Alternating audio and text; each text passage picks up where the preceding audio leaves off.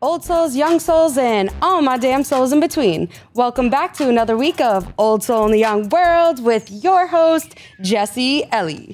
Hey guys, it is lit this week. It is poppin'. We have a very special entrepreneur, a nonprofit advocate, and somebody who's running for the state representative of Salem.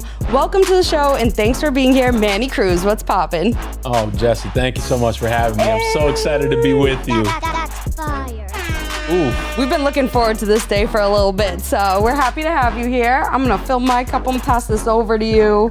You know, we gotta step a little while we talk, because we got a lot of topics to cover. That sounds good to me. Hey. And like I said, Manny Cruz is from Salem, Massachusetts. If y'all don't know, make sure you tune in to the North Shore and find out what we're doing down here, because there's a lot going on, a lot of changes being made in the community, and a lot of people who are advocating for change like Manny. So I kind of want to give you, the reins to just let us know who you are, kind of where you grow up, and what you're about.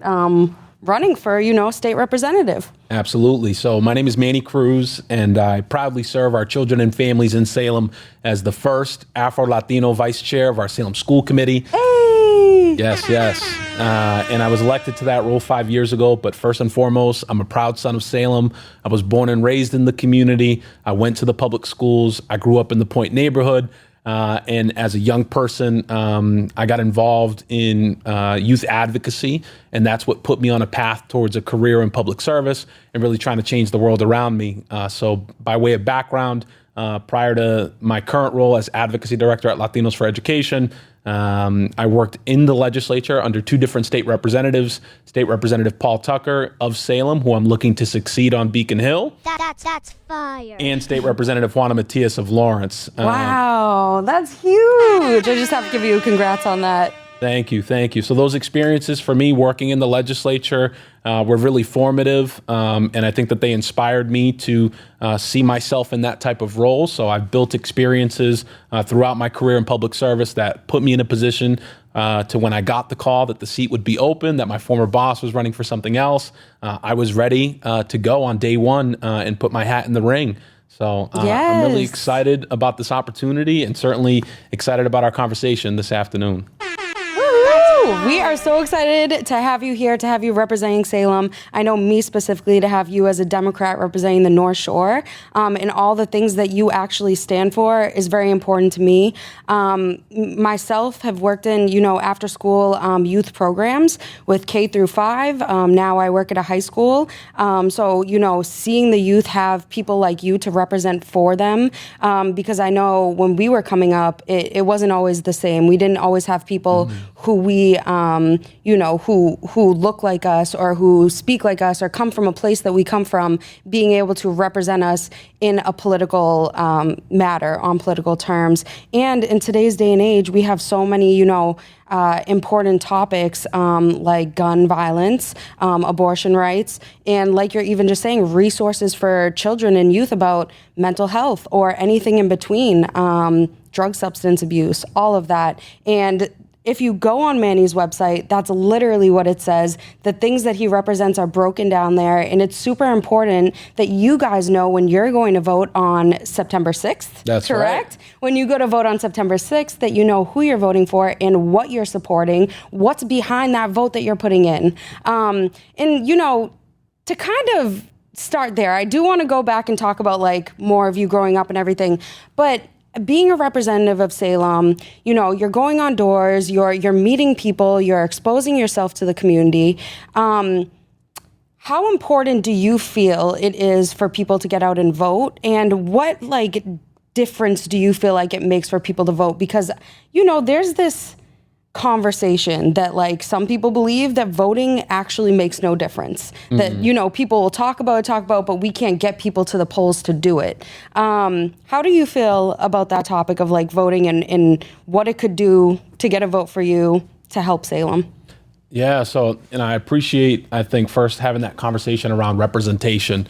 When we look at who our elected leaders are across our Commonwealth, our cities, We often don't see people that reflect our own experiences. As people like to term it, it's an old boys club. Seriously. Yeah. And so it's an exciting time to be in public service. We're starting to see more people of color, more women running for public office. And I'm a part of that wave of folks that are really trying to transform the system so that it better serves all of our communities. That's fire. So the importance of voting, I mean, you can't underscore it. I wouldn't be sitting here before you as the first Afro-Latino vice chair if people didn't believe that I could win. I first ran for public office in 2017.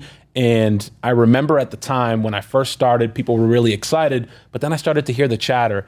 Well, there were 2 other Latinos running. Was our community ready to elect 3 at the same time? Because Salem had this history of being a home for new immigrants, but it also had, some elements of it that I think weren't ready to embrace the change that was happening in our community. Right. And I was 24 when I put my name on the ballot.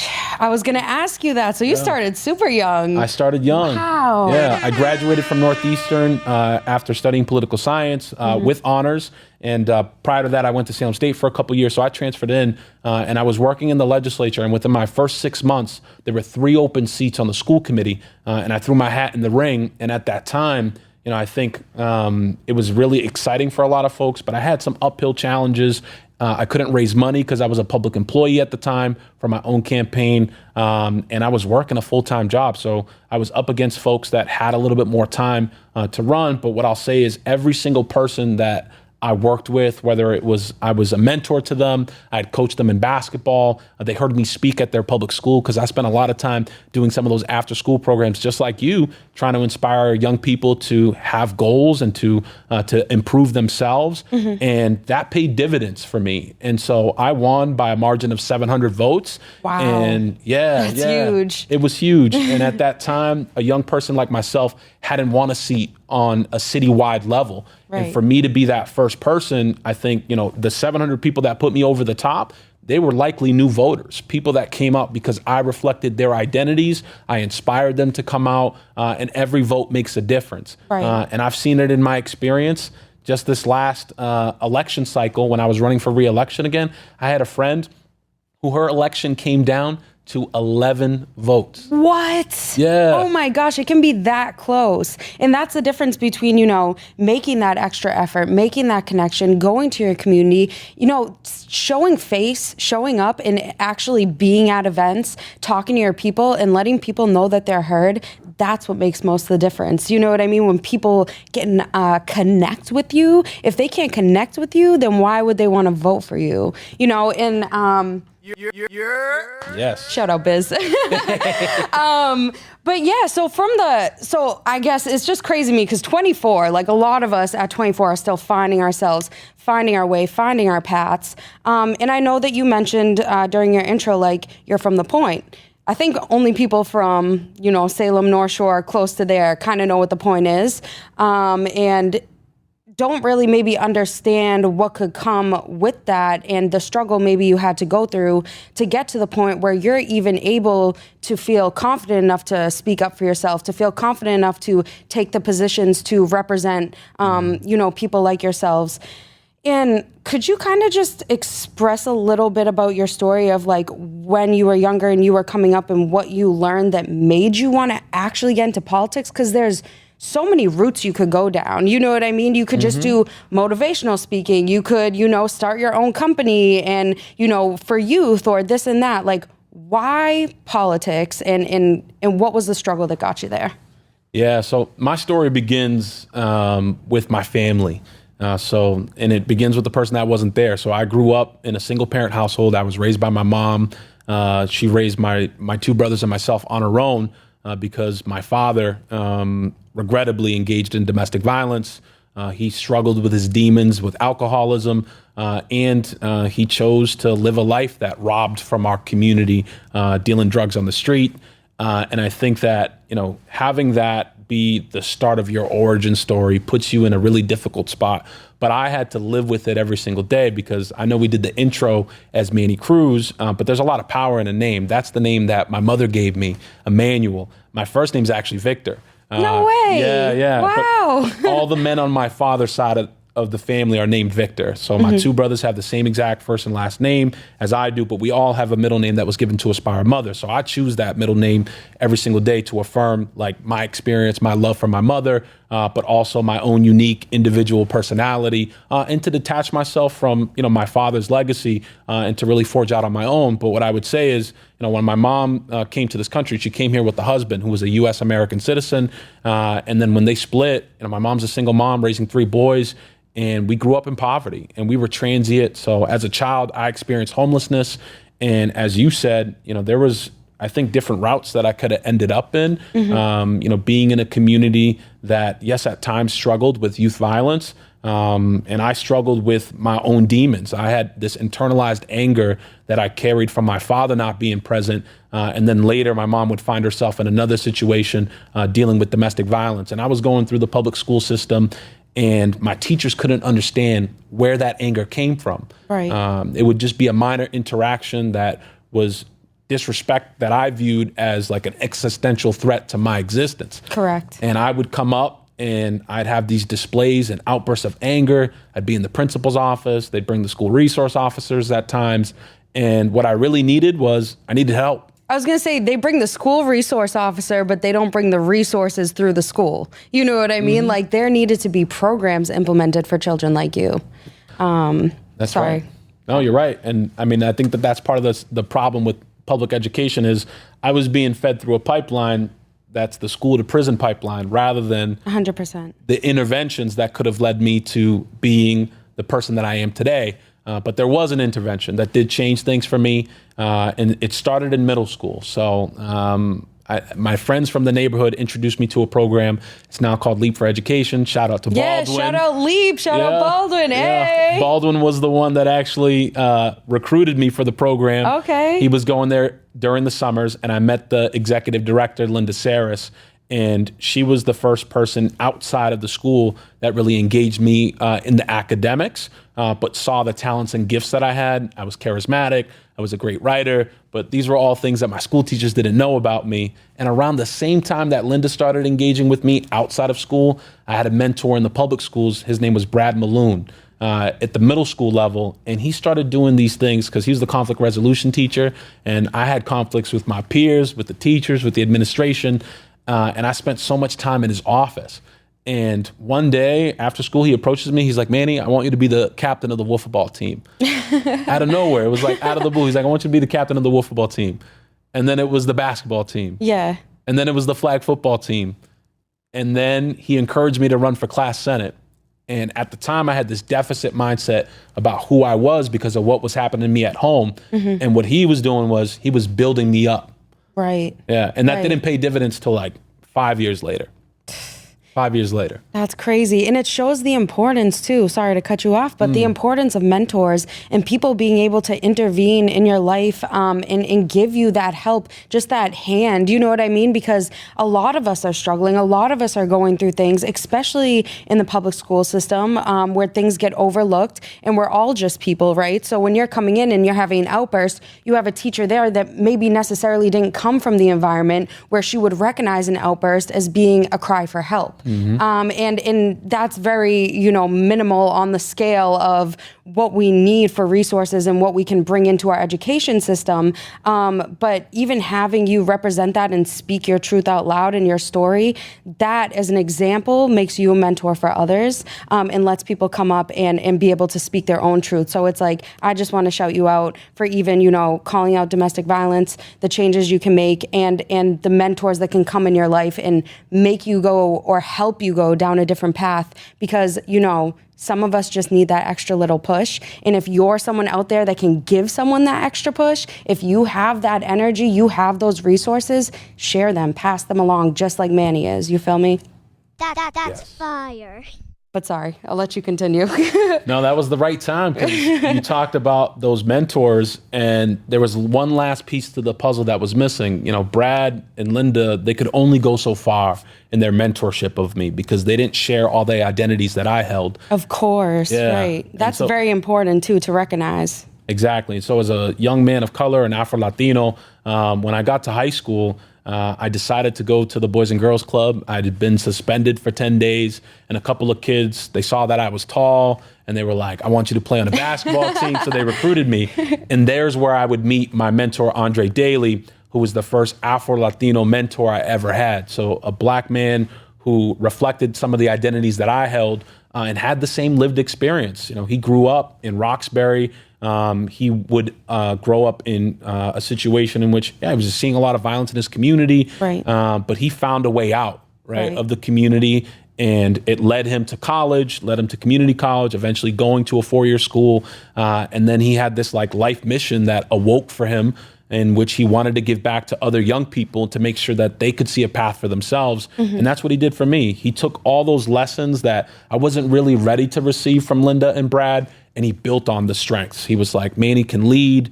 His peers follow him. They look to him for leadership on the court, off the court. And he's got this great energy. And now I just need to mold that. So he was the one that started saying, Manny, you have a responsibility to others, to use your voice, to give time and service, and to call those people to take action in their community. 100%. And I just need to, re-highlight what you just said, a responsibility. You know what I mean? Because when you have knowledge, when you have a gift of power, something you can share, resources, a story that you can use to help others, that gives you a responsibility. And like I've said before, once you know something, you can't unknow it. Mm-hmm. Once you accept that responsibility, it's very hard to take that weight and take it off your shoulders, because then it becomes a lifestyle. It becomes something that you want to pass on. You want to help other people. And it led us now to being able to possibly have somebody in our state representative that represents us. And that's amazing to me in general. But besides from the mentors and the people who did help you out, because, you can lead a horse to water, but you can't make them drink. Let's say it like that. So they could give you all the resources you need, all the help, all the positive encouragement. But at the end of the day, Manny, and I wonder if you agree with this, but I do feel like it comes down to some resilience within yourself, and some, mental capability of being able to push yourself past the limits of, the negative self-doubt, of, not seeing some of the positive influences when you were growing up that maybe could have got you there sooner. Do you feel like your mental health played a part in being able to get to where you are and even recognize, some of these challenges or diversity issues that we have, that now you're trying to, call out and represent? I agree with you 100%. That there was a tremendous shift that occurred in my mental health, my belief in myself. Before you can change the world around you, you have to be able to change yourself. That's fire. Can you say that one more time? Before you can change the world around you, you have to be able to change yourself. Yes, 100%. So the first person that I learned to lead was myself. I learned to lead myself to opportunity, to be open to opportunity. And the role that in high school, Andre and Linda would then play for me was to teach me how to capitalize on an opportunity when it came my way. And you asked me, how did you get to politics being the thing? As we were having conversations about community, it was the 2008 election was happening in the backdrop. Right. And I was watching Barack Obama run for public office. And then I got inspired. Mm-hmm. I was hearing him talk about government, what it could be, when we rolled up our sleeves and we got to the ballot box and we worked together, and that government is really a community mission. I was like, this is it. This is what I want to do. Yes. I want to go into public service, but I had no idea how to start. And that was when Andre took me on my first college tour. He took me to Northeastern University. Wow. Yeah, even though I had a 2.0 GPA, he took me there. He's like, I want you to aspire. You can get here. I transferred. I had an opportunity to go to Brown. If you can see it, you can be it. And love that. Yeah, and then I started junior and senior year of high school. I flipped the switch. I went from being a 2.0 GPA student to finishing with a 3.7 in just those 2 years on average. And then I went on to Salem State to study political science, and I started putting my name out there. My first job coming out of high school was working in government. I was a National Park Service Ranger in Salem.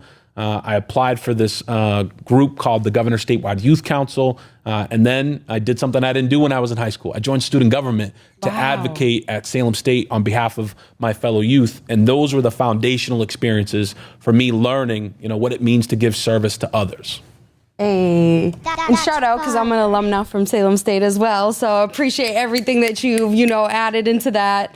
And throughout all of that and what you're representing right now, what you're running for, there are, like I said, if you check out, Manny Cruz's website, mannycruz.org, just to plug you in, you can see what he is representing for our community. And one of the big things that I noticed and that, is kind of part of your story of when you got into the school board and everything, that you've created some new jobs and you're actually, representing Going Green, and that Going Green can create more jobs for our community as well, on top of, education and all of that. Can you tell us a little bit about what your plans are to do with that, or how you encourage like Going Green, et cetera? Yeah, absolutely. So in my experience as a policymaker, so now I've taken these last 10 years, all of my gifts, my research skills, and I've started to put them together to create this platform and running for state representative.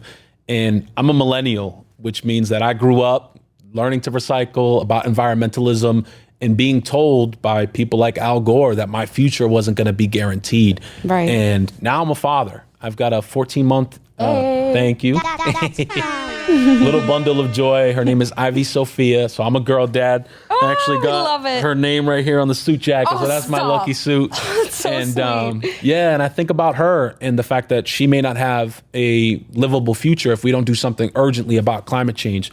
So for me, when I talk about this issue, I view it as personal because Salem is the climate justice community. Correct. And all gateway cities are. Anywhere where there is a disproportionate number of people of color, what you will find is we are going to be the first people impacted by the effects of climate change. So whether it's rising sea levels, when those Category 4 storms hit, our communities are going to be underwater. The Point neighborhood where I grew up, it's going to be underwater. And then if you look at certain communities, whether it's Lawrence, you could look at Framingham or Boston. If you look at where industrial pollution happens, it usually happens in low-income communities or in communities where a lot of people of color live. That's why we have higher asthma rates. We have higher rates of certain types of cancer. And it's because we've borne the brunt of environmental pollution. And so when it comes to changing to a green economy, my vision is as follows. We got to pass this bill called the Green Futures Act, which would actually go after the people most responsible for pollution.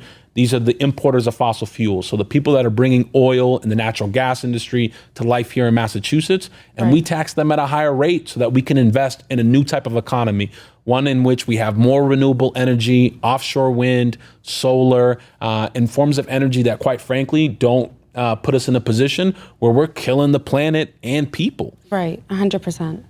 Yeah. That's fire. And that should be followed by a new set of green jobs. And my first and foremost belief is that if we're going to have a green economy and people are going to make billions of dollars, that the communities that have been most impacted by pollution, by environmental damage, should be the first in line to receive those types of employment opportunities. And that particular bill has investment that will be set aside for workforce development, education, for people that are part of our community to actually be able to enter into those workforces, strong, good paying, green jobs that are also going to be union jobs.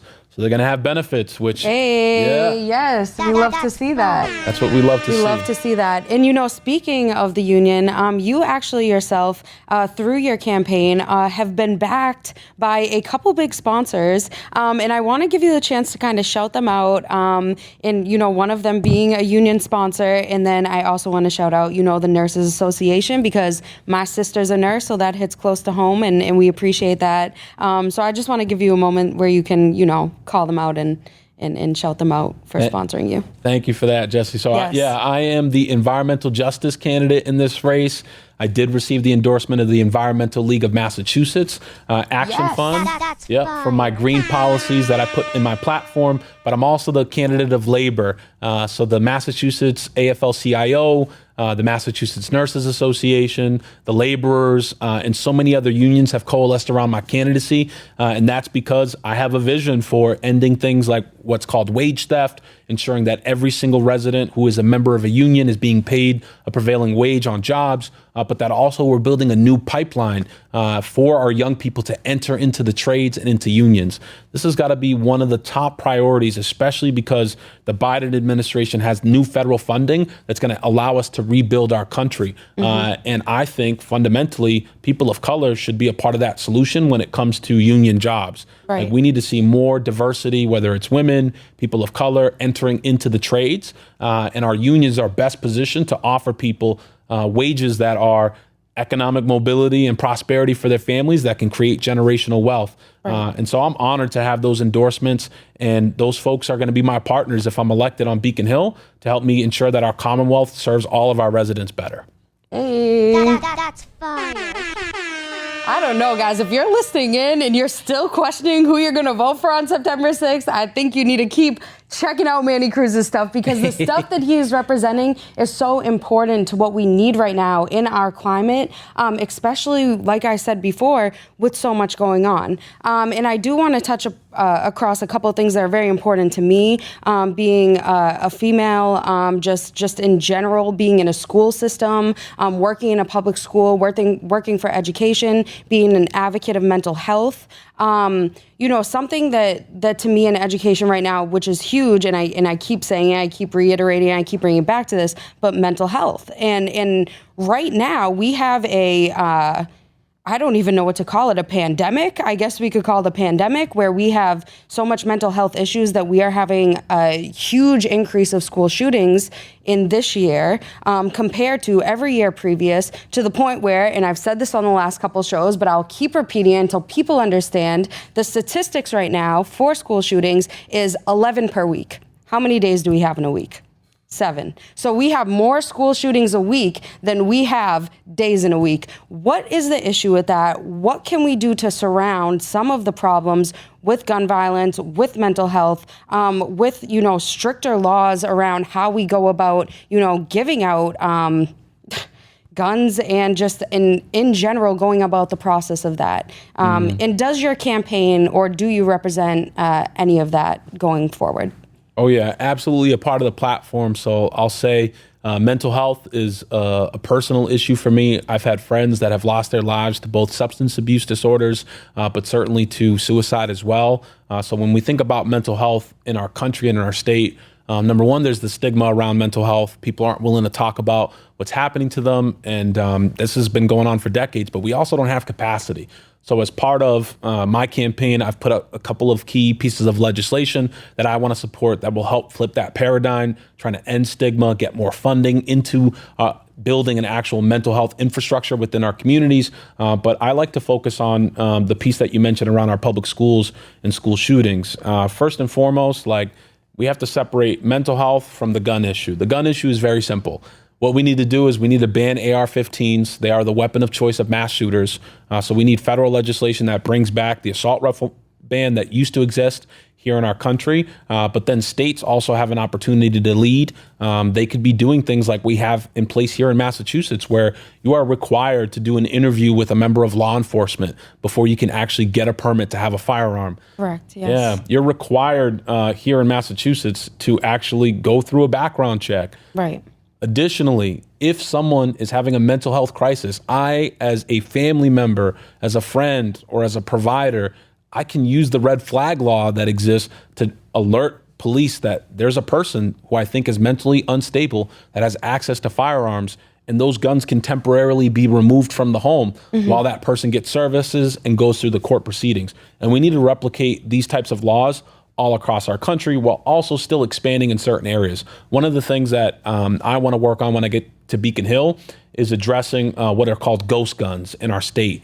So right now, it is not illegal. I've never heard of that term before. Yeah, a lot of people haven't, which is scary. You could actually buy a 3D printer and you can print your own firearms in your homes, and it's not illegal at the moment. What?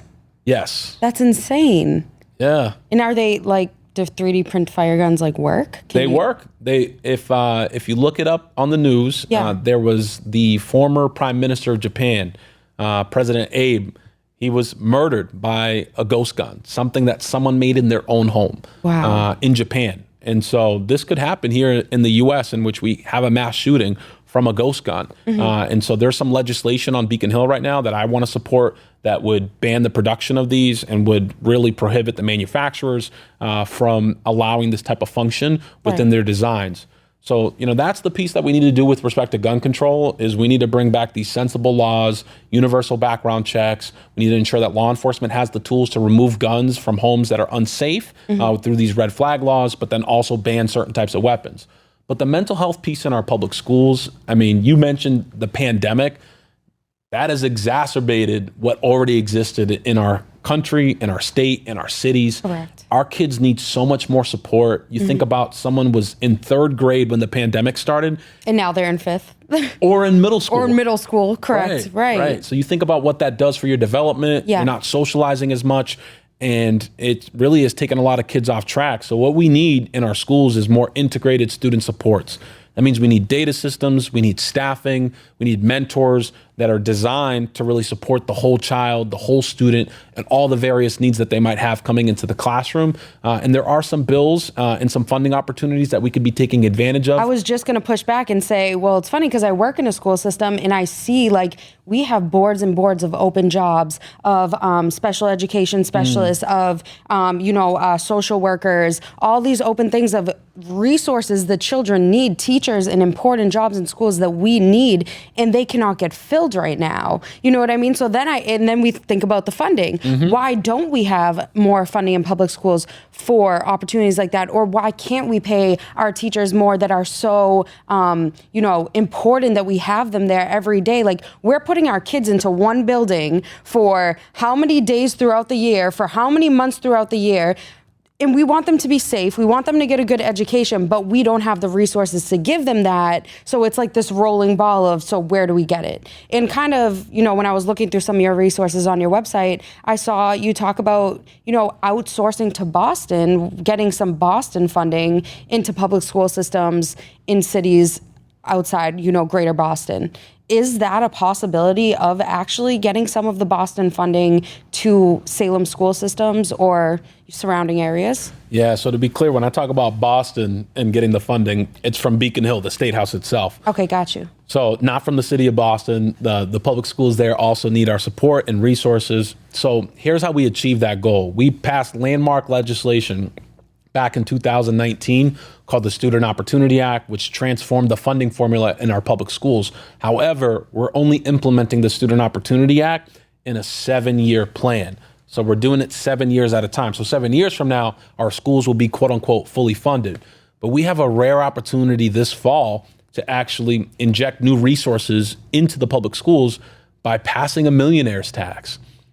I haven't even heard of that. Yeah. See, this is the thing about if you don't have the knowledge, if you're not given the resources, if you don't know someone in government who can explain these things to you, a lot of regular schmegular people like me don't understand the importance in the options that we have, so go ahead. Sorry. Yeah, no, don't be sorry. This is exactly why I'm here. I want to meet the people where they're at. They may not know this, but 2,200 of the most wealthy individuals in Massachusetts are going to be subject possibly to a new tax. If we all vote yes on the Fair Share Amendment, this would impose a surtax on their income to create new revenues that would only go towards public education funding and public transportation funding.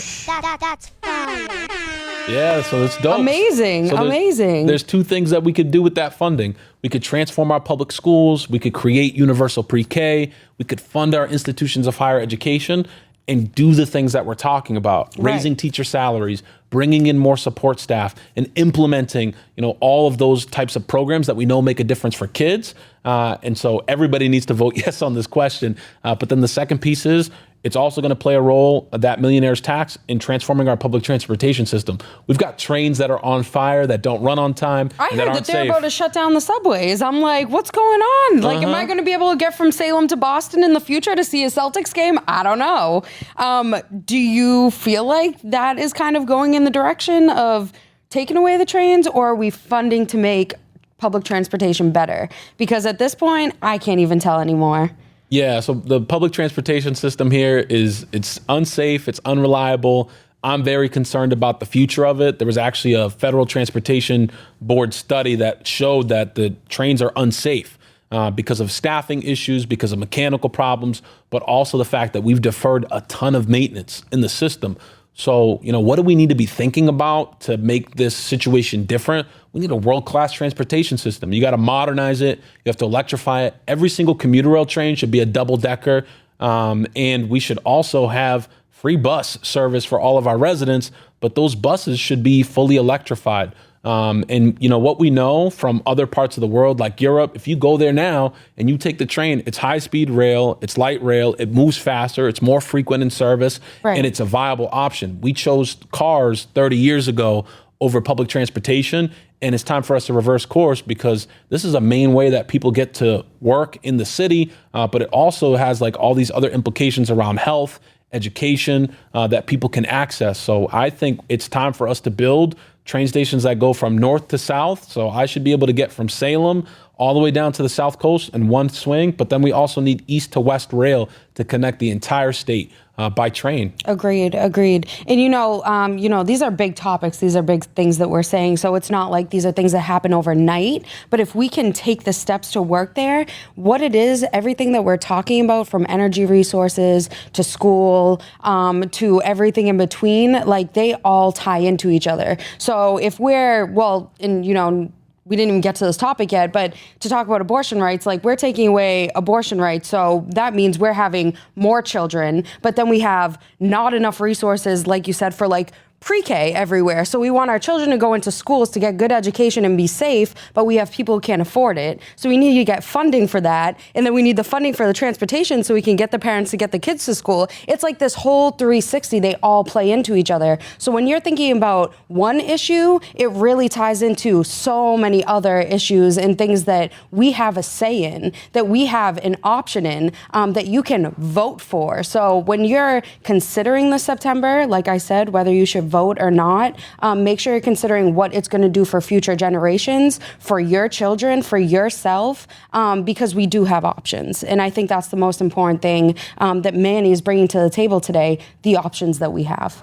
And to kind of piggyback off, bringing up, the abortion factor and women's rights and what just, went on with that in recent days of having some of our rights taken away. And when you're going to Beacon Hill and you're a Latino, man, but hopefully from my perspective, you would still be there representing me, representing a woman, which I don't want to put that pressure on you because, we all have our own opinions. But what is your stance on that going forward or currently? And do you have any, plans or suggestions of what we could do to reverse that or to help change some of the resources for women who need abortions going forward?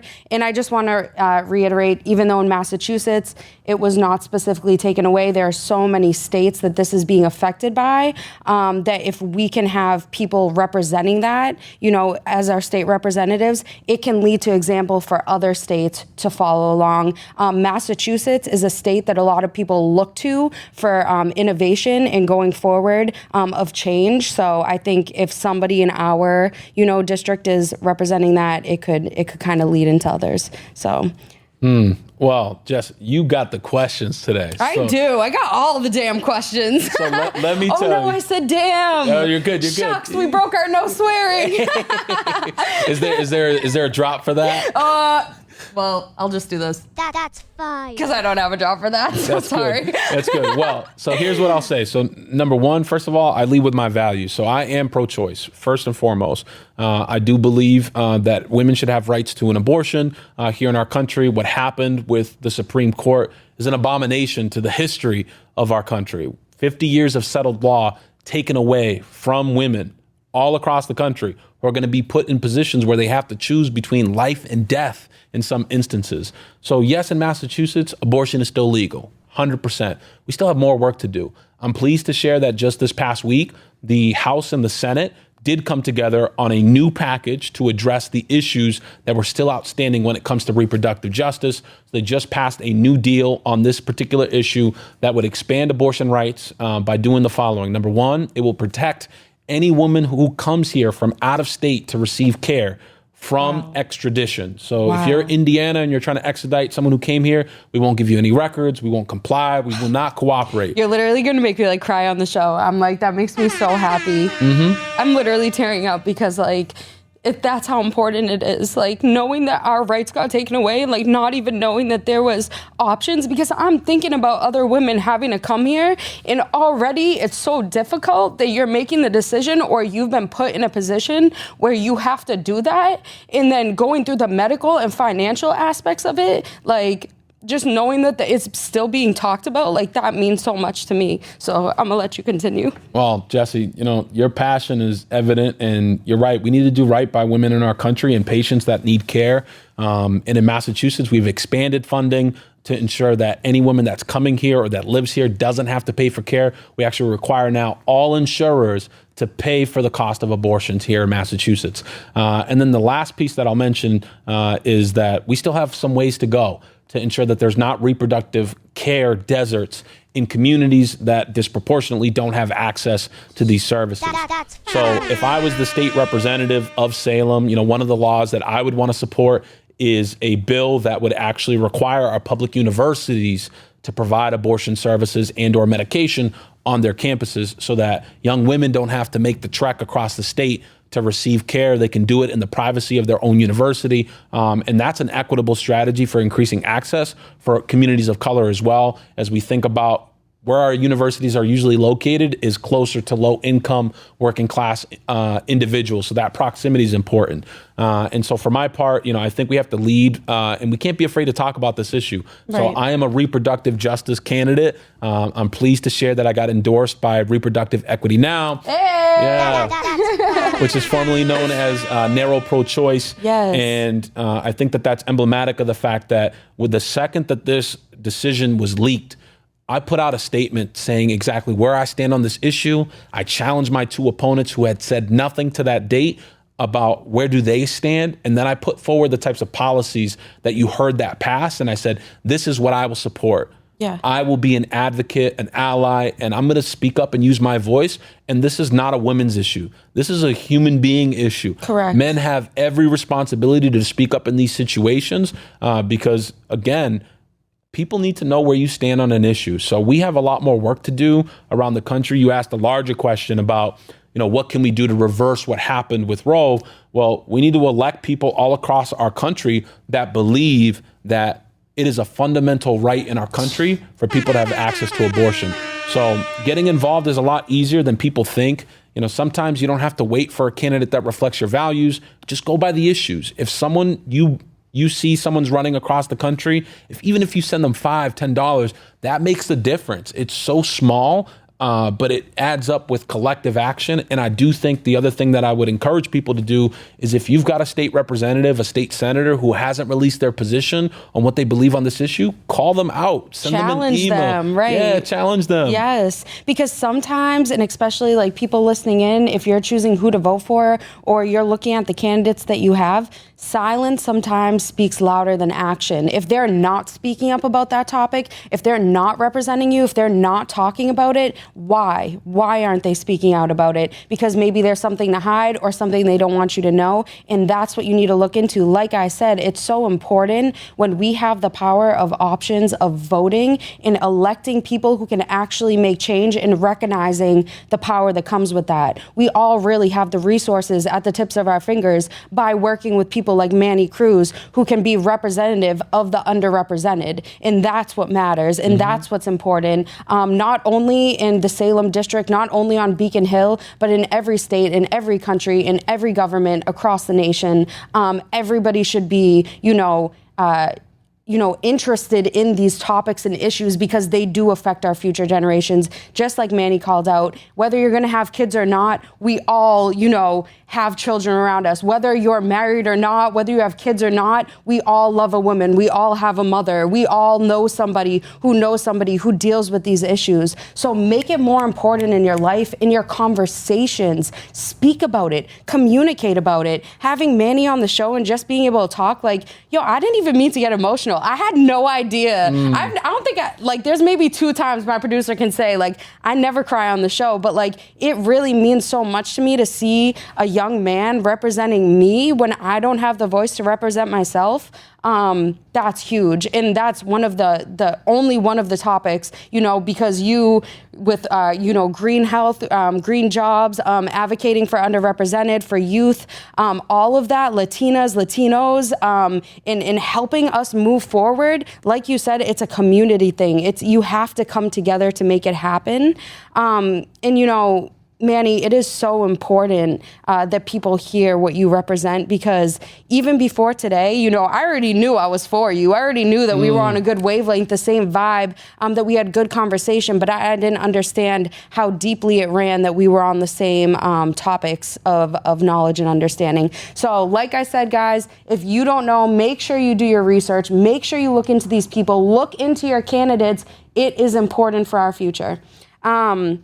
And Manny, I do have a question for you. I asked all my guests that come on the show, and from listening to your story, from listening, what you've been through when you were younger, that led you at a very young age, I think you said around 24, 25, to already be like on a school committee, to be volunteering, to be in nonprofits, the Boys and Girls Club, doing all this in between, LEAP and everything else, and then even getting yourself into a political position where you are, running, putting your time and energy. What do you feel like it means to be an old soul in a young world, or just an old soul at all? Or like, what does that represent to you? Yeah, so when you and I first met, I asked you about this because I wanted to know. You definitely did. Because I spent like my entire childhood, teenage years hearing that I was an old soul. So when finally somebody who's on the same page as me. Yeah, it's crazy. It is crazy. So I would have friends of mine, shout out to my sister. She would be as well. She'd look at me and she'd say, "You came from a different time. You were like a philosopher in a past life." Yes. Because the things that you think about were just so different as a young person, and it put you where you're at today. So when I hear the old soul in a young world, I'm like, that's me. That's how I feel. The earth is new, but these concepts, these things that we feel internally, when we explore what does it mean to be good, what is just, what is right, these are conversations that people have been talking about since the dawn of reasoning, right? The second that human beings could start to think about philosophy, about morals, values, what's right, what's wrong, we started to put ourselves on this journey. But I did that exploration internally for a very long time when I was at studying political science. I think this is one of the things that people don't understand about policy and legislation, that it's all rooted in some type of political philosophy. Correct. All right. So some person stood up, they were starting to do research, and they thought about how should government work. So I love that we're having this conversation and we're bringing this really to the people directly, because I want them to know, if you have an idea, if something comes to mind and you're like, I'm passionate about this, the barriers to entry to get started, to advocate, are so much lower than we think. If you got 5 friends to send the same email to a state representative or a state senator, internally, as someone who used to work for one, I can tell you that becomes a top issue that the legislator has to respond to. That's fire. See, the knowledge we don't know. The knowledge we don't know. And I appreciate that so much. And that shows you, that separation of degree. It's easier than you think to make change in your community. It's easier than you think to make a difference, to get involved, to be a voice, to be an example, to be the next Manny Cruz. Who knows? Manny, I want the people to have the resources to reach out to you, the resources to know where to find you, to look up the information about you, to make their own educated decision about who to vote for on September 6th. Can you let them know your social medias, your websites, etc., where they can connect with you? Absolutely. So you can connect with me by going to mannycruz.org. There you'll find my link tree, which has everything from my Instagram, which is Manny Cruz for Rep. And then it's the same for my official Facebook page. I'm on Twitter, Manny Cruz _MA. And then I'm also on TikTok as well. So you can find that. You gotta be on everything these days. You gotta be on everything these days. And I do put my personal cell phone out there. So I will say, for anybody who's heard the conversation today and perhaps they're inspired and they're like, I want to get involved, I don't think I want to run for public office, but maybe there's an issue that I want to advocate on, I'm happy to spend the time and to provide resources to people to understand, where can you get involved? Because I think no one does anything in isolation. There's coalitions out there that make it so easy. They provide free training. And so getting engaged is easier than you think. But if you are like a woman, a person of color, a member of the LGBTQ plus community, and you're looking at me and you're saying, if he can do it, I feel like I can run for public office, you give me a call. I've talked about this before. Like, I don't believe in the boundaries that exist in our state. So if you're someone that's interested in taking on the mantle of leadership and you just want to learn how to get started, if you call me, I'll coach you, I'll mentor you. I'm happy to provide you with the knowledge that I have about how I got started and how you can put yourself on that path. That's fire. And are there any events coming up before the election or any meet and greets, any of that you're doing, or is it more door-to-door stuff? Yeah, so there's definitely going to be events. I'm pleased to share that we've knocked over 10,000 doors.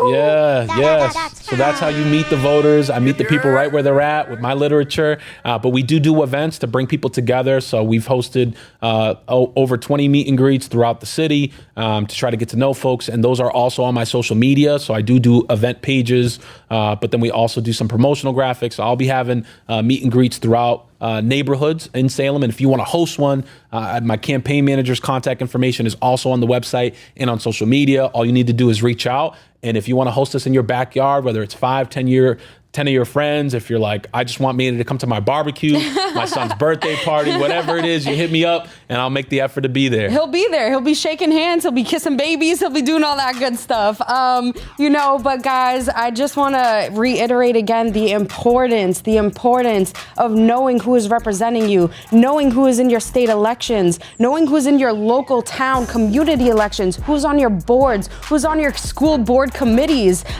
Get to know them. Get to do your research, get to make educated decisions on your own and get involved. Like Manny said, being an example, being somebody who can make a change, it's not as hard as you think. It's just about doing your research and your research and your resources. And once you have that, you can go forward and you can help the communities as well.